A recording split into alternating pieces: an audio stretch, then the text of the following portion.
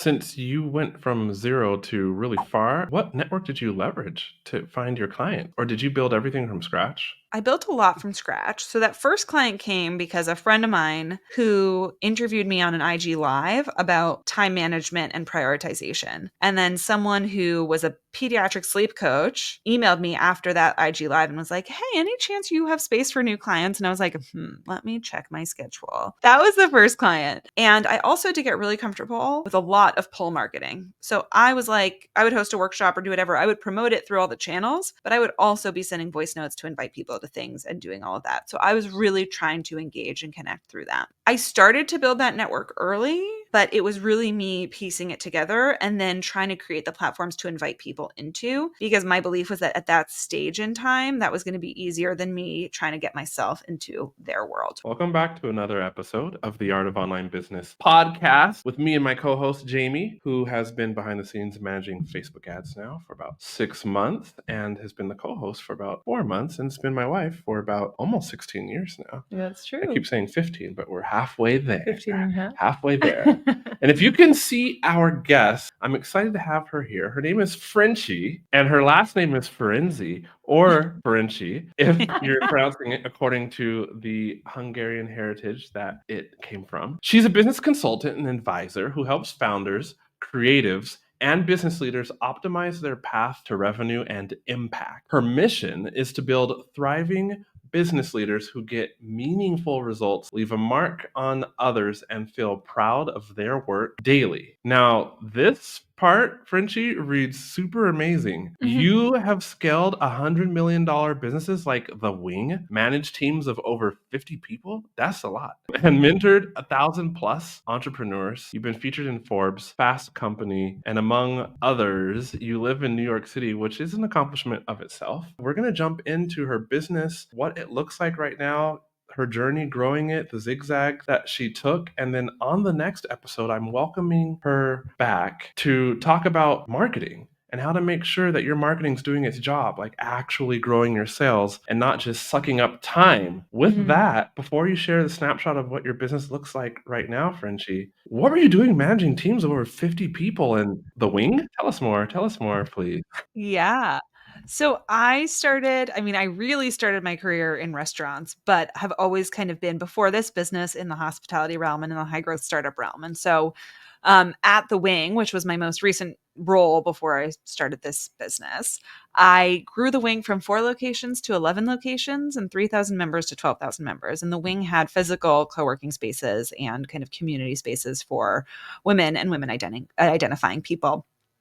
And I, in that, oversaw 3 teams, our customer service team, our community team, and our events team. And so across all of those teams, I was managing a lot of people. And so being in that leadership role comes with its own sets of challenges and joys.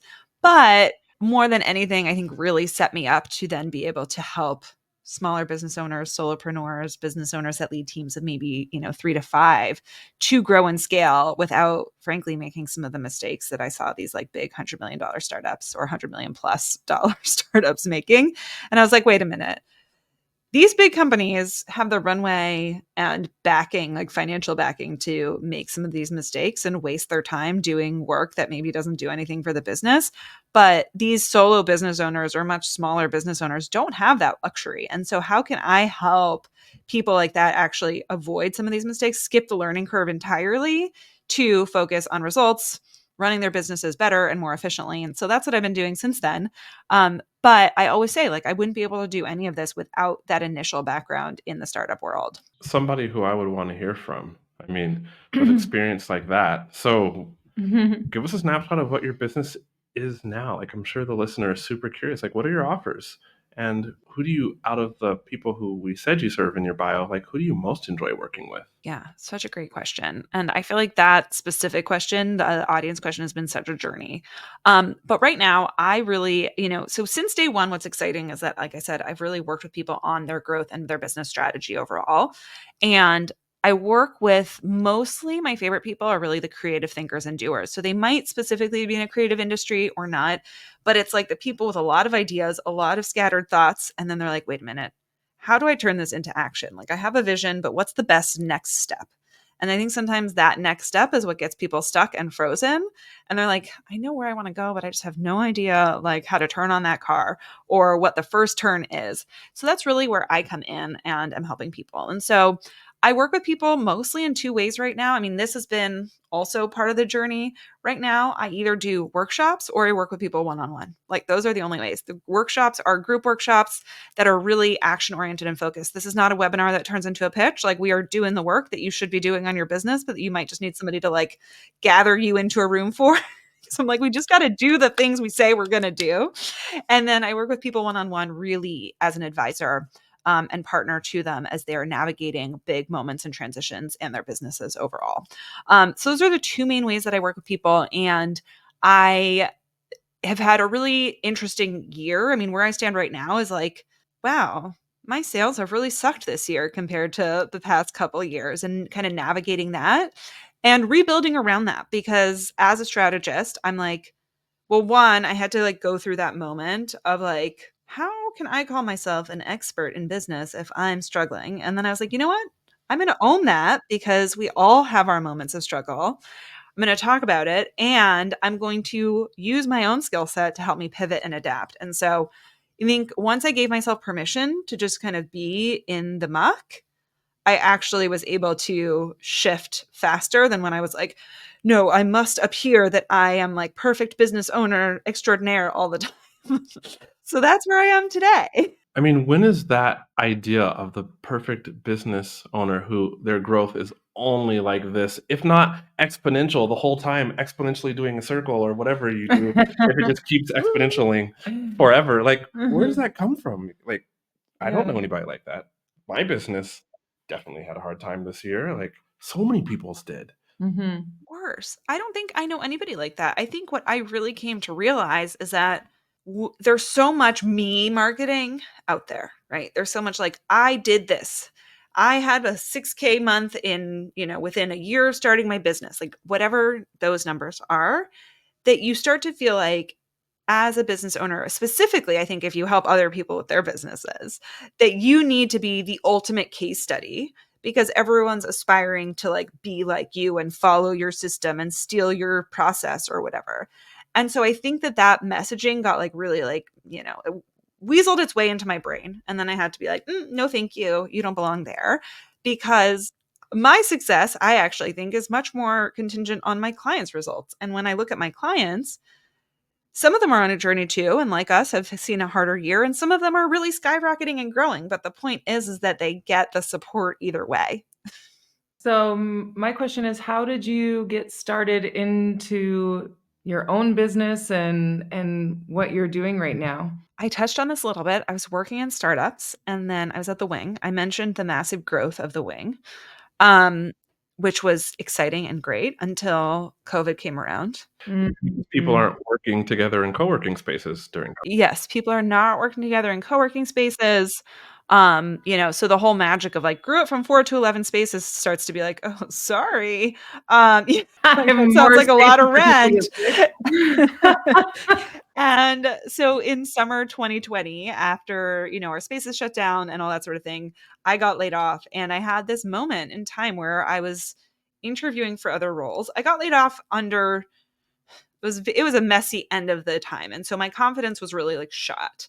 And I kind of had this choice. Do I start looking for jobs again, applying for jobs? Do I start my own thing? And I had always envisioned having my own business, and I'd always followed Laura Belgray quite closely. So I kind of saw what she was doing. Laura Belgray of Talking Shrimp. Ah. Oh, okay. All right. Yeah. A new name that I'm gonna have to Yeah. look up. Okay. Yes, look her up. So Laura is like an amazing copywriter, and she teaches people to like bring their personality and stories into the copy that they write. Um and I kind of had this moment where I was like, is this my moment in time to go out on my own? And I had a 9-month-old at the time.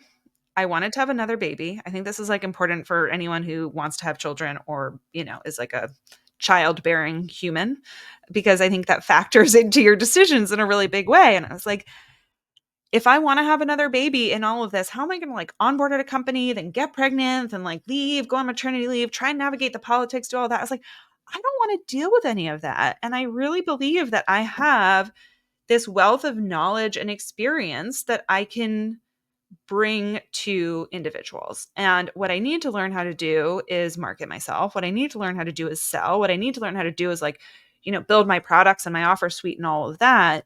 But in terms of what I can actually deliver value wise to people, I was pretty confident that I had something to deliver to them. So I was like, kind of one day to the next, woke up and told my husband, I was like, so I'm going to start a business. And he was like, okay, what are you going to do? Look at me. I'm like, what kind of mental game do you have going on over there that you went through all this and thought through all this as you went through all this in the throngs of the pandemic? I mean, Mm-hmm. wow. Wow.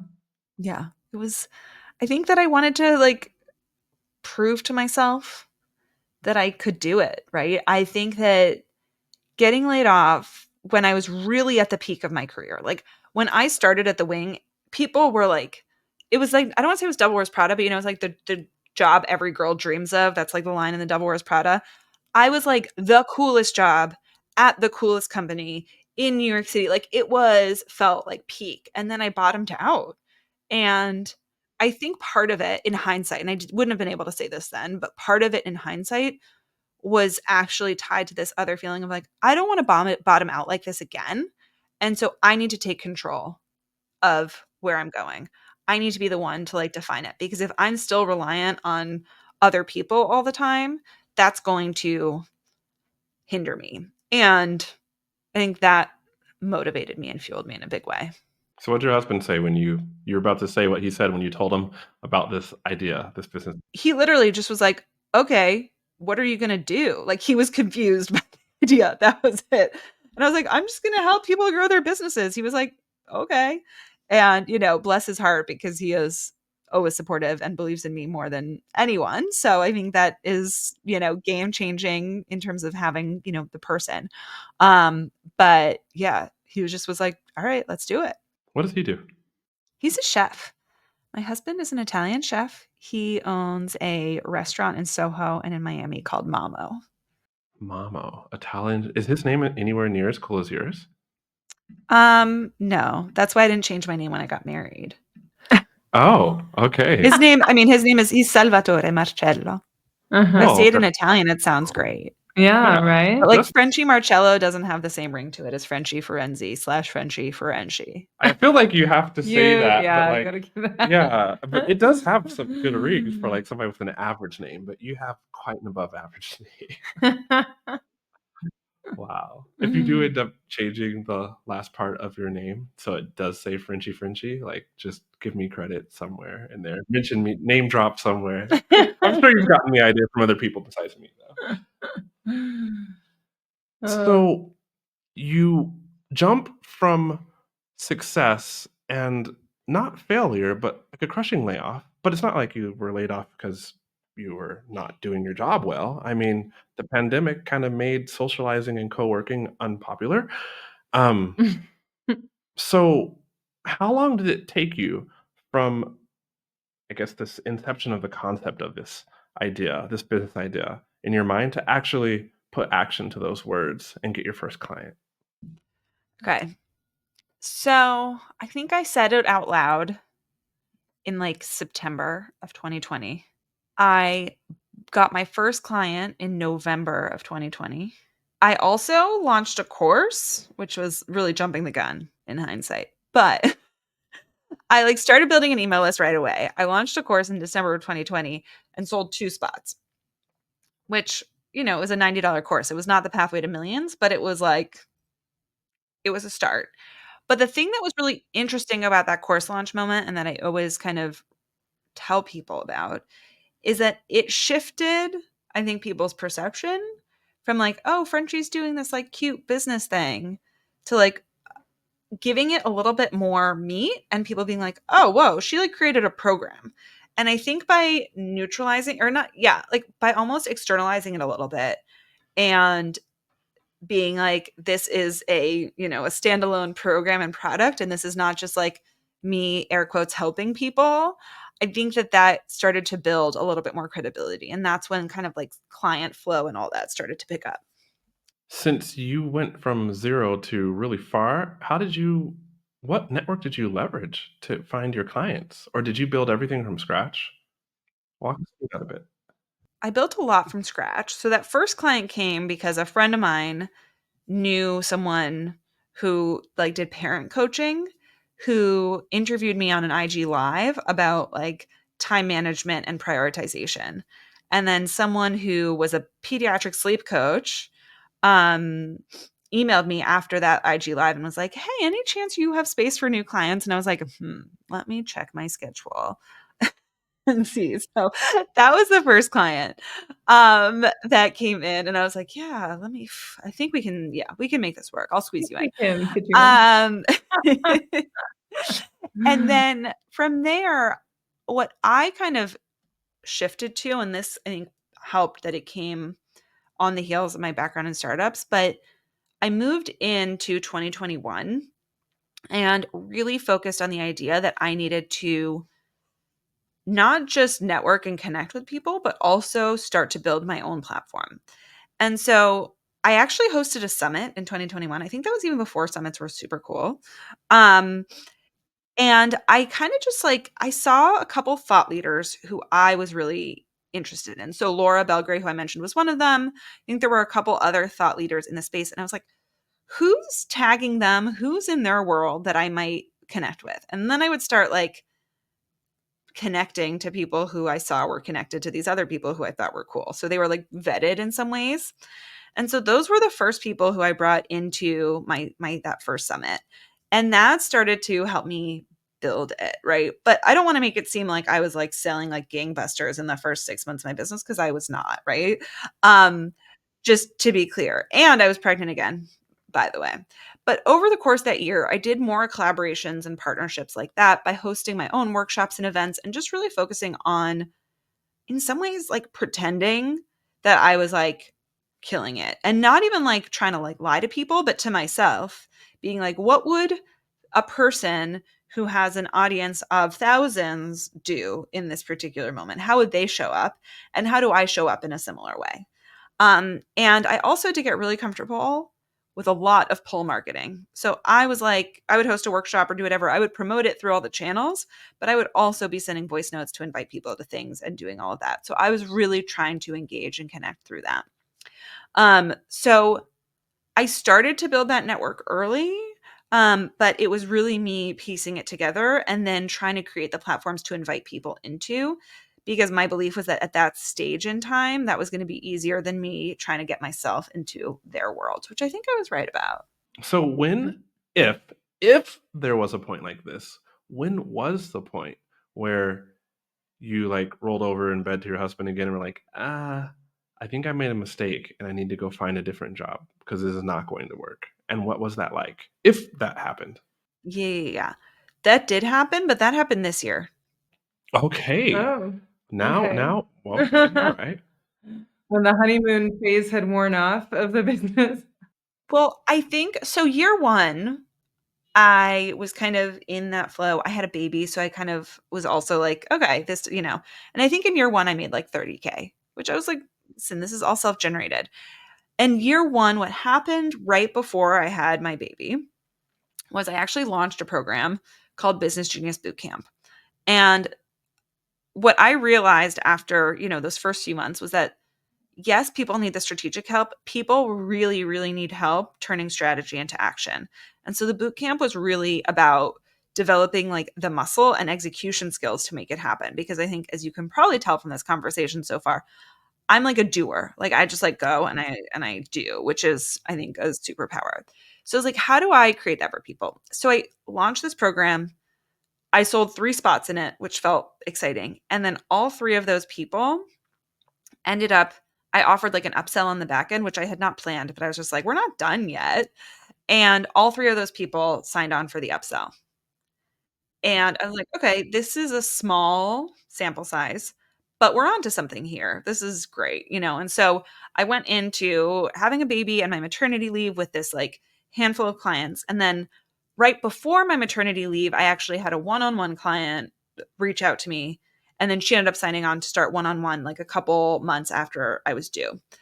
And so I was ending the year on this like pretty strong note of like, I have some good irons in the fire here, I feel like I know what I need to do going into 2022. And so I think that helped because I had that foundation. And then 2022 and 2023 were like really major growth years. And then, major. I mean, again, it's all relative. It wasn't like I suddenly had a 7-figure business, but I think in 2023 I was like at 200K in top line revenue, which was like, my third year in business. So I was down with that. I was like, I'm gonna um or that was, sorry, 2023 was 200K. 2022 was like, yeah, I'm trying to, okay, 2021 was like 30K, 2022 was like 120K, and then 2023 was around 200K. Something that was kind of the growth trajectory. Then we get into 2024. I'm like, this is great. I have my like program down to a T. I run the program. I have 70% conversion from that program into my upsell. Like, well, I know how to make the numbers work. I have control. I got this. April 2024, this April, I do my 7th launch of the boot camp that I told you about that I first started in 2021. 0 people signed up. 0. Not 1, not 2, 0. Which was like, I don't want to say shocking, but it was shocking because it was my 7th launch. I had always sold it to not tons of people, but like between 6 and 10 people. And then I always upsold on the back end of it. So I was like, it was a higher ticket model and it worked. Anyways, that was the moment that I turned over in bed, looked at my husband and was like, I don't know if I'm going to be able to make this work. Wow. Well, yeah. Yeah. 7 times, you're good at it. And so I'm guessing, well, I don't want to guess actually. What were some of the thoughts? Like, what was your brain going to? Oh no, what did I mess up? I mean, I think there were so many things. I think that one was that shame. I think the other was like fear just around like the actual revenue. I think there was a big piece of me, and this is like such a useless thought, but like the types of thoughts that you latch onto when you're feeling scared, where I was like, I should have just tried to launch it earlier in the year so that I could have known this information sooner and had more time to adapt, right? But I was like trying to build up to that April. And so I think that, I just was like, I had kind of heard that the market was shifting a lot. And I think this was just that moment where I really had to own it. A little while later, when I really started to look at the early indicators, and I'm a big data nerd just in terms of like looking at the information that we have, right? And of course, if you're doing ads, you are too. And I think a lot about leading and lagging indicators. And like the leading indicators were not strong. And I didn't listen to them because I was like, this is my 7th launch. This has always worked. Like, why wouldn't it work this time? But I had been doing some early bird promo and that sort of thing, and I was not getting any clicks. I was not getting any interest. There was some early information that should have been like, ding, ding, Frenchie, this is not going to work. And so I think in hindsight now, I'm like, pay attention to those leading indicators because they're usually telling you something.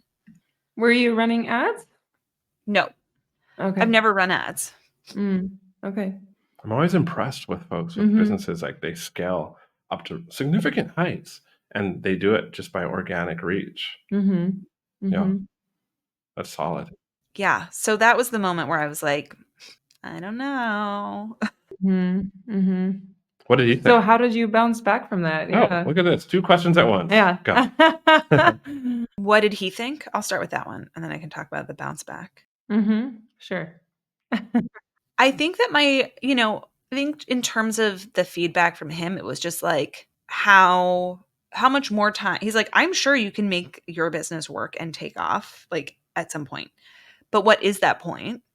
And do you have the patience and tolerance? And do we have the runway, right, as a couple and as a family to actually make that work, right? So I think that was like the big question is like, we have 2 young kids and we live in New York City and all these things. Like there's real practical considerations here, which I think it's important to say that because I know that in the online space, there's like a lot of talk about mindset. And it was like, this was not a mindset conversation. This was not about like my self-belief or anything like that. This was truly like, we have costs. There's like real tactical things here. So like, let's talk about those things.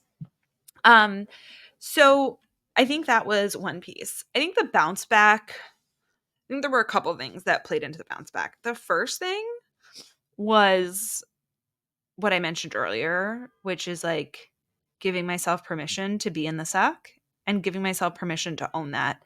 there was a moment in time between my launch and kind of sharing that my launch did not go well publicly that I felt really inauthentic in my emails and my content because I'm like, look at me, business expert, blah, blah, blah, and just like, but also felt like such an imposter. And it wasn't even about imposter syndrome. I felt like I was lying to people. Like I felt like I was showing face in a certain way that wasn't actually like accurate or true. And I've always really prided myself on authenticity and on, being transparent with people. So I think that moment in time was really hard. And then I kind of owned it and I got a lot of positive feedback from people who were like, this would only make me trust you more because I know that you have been in it. And I actually appreciate you talking about this because there's not enough experts like yourself who are out there talking about the challenges. So that really, really helped. And then I think practically, on the like external validation side, because okay, great, I would love to be like 100% internally validated, but like I'm human. um on the external validation side, what I actually thought about was like, well, what are we hearing in the market, right? Again, back to the data piece, like what should I be paying attention to? And a couple things came to mind. One was obviously cost, but I don't think cost is always as meaningful to people in their buying decisions as we tend to make it seem. I think it's about trust about the return on that cost, right? Will people actually feel like, right? If somebody told me, listen, my program costs $100,000, but you are guaranteed to start making $3 million a year within a year of this program, I'd be like, okay, I like would done. borrow that from somebody. Yeah. Yeah. Absolutely. Like if I, Right? right. But it's trust in the result that I think is the real pain point for people. Mhm. I also think that people are, and this was what I was paying attention to, but like people feeling burnt out on programs, on being on a Zoom all the time, being kind of part of something all the time, feeling like they spend all their time learning and not actually doing, and that kind of being a pain point for people. So what I actually did was I looked at my Business Genius Bootcamp content and I was like, I think that I can shift this. I think I can move this from a 6-week container into a 2-day intensive, take like the best of this program and actually just repackage it into a program, 2-day program called Revenue School. So that was my experiment. And I launched it over the summer. I did not do I was like, I don't have it in me to do like a big launch. I didn't do a webinar launch. I call it the PS launch because truly all I ever did was in my emails be like, by the way, like here's this, or in my stories be like, by the way, I'm doing this thing, sign up. And really took it easy. It was $400. So, just I think the boot camp was around $2,500 just for context on pricing. Um, and I ended up selling 10 spots in the first one that I ran. And I was like, okay, listen, this is again, right? You do the math on high ticket versus that price point, and you're like, this is not, huge money, but this is starting to feel like momentum again. And I was like, well, let's see if this worked once because it was a new program and it was kind of shiny and new. And I launched it again and got another 10 people signed up. So that was like a moment where I was like, this is interesting and starting to kind of like turn around and move things in the right direction. And so Sorry, that can I just was clarify, you're only yeah, marketing this to your email list? Is that what I'm hearing? email list and social. Okay. What size? Yeah. What size email list? My email list is, it's small. I have like, I'm trying to think right now. I probably had like 1,200 at the time. Okay. 1,200. Yeah. Okay. So there's Just so demand the here. listener can be encouraged. So that means there's significant demand if you're doing Yeah. this in social and 10 twice this summer. And I just say this summer because I work with a good number of ad clients, and this summer hasn't been easy for many folks. Mm-hmm. Yeah. I think one of the things that I've really invested in over the course of my business has been building trust and relationship and rapport with my people. And to me, this is about running a business, but this is also about the people who I serve. And so this sounds a little bit shallow, but also important is that in general, I think the people who like me are like they're like on the Frenchie train. They're like, this is the type of business support that I want. This is not like the big empty promises. This is just like, well, let's just do the right work and make sure we actually do it. Like there's no like big complicated piece to it. And so I think when it resonates with people, it resonates. But I think that I had to really pay attention to what people were telling me and what the audience was telling me about, all like kind of just their buying behaviors, their behaviors in terms of participation and all that sort of thing.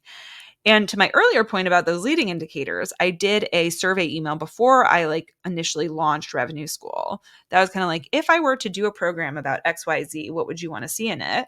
And I had done the same thing for the boot camp. I got 0 responses on the boot camp.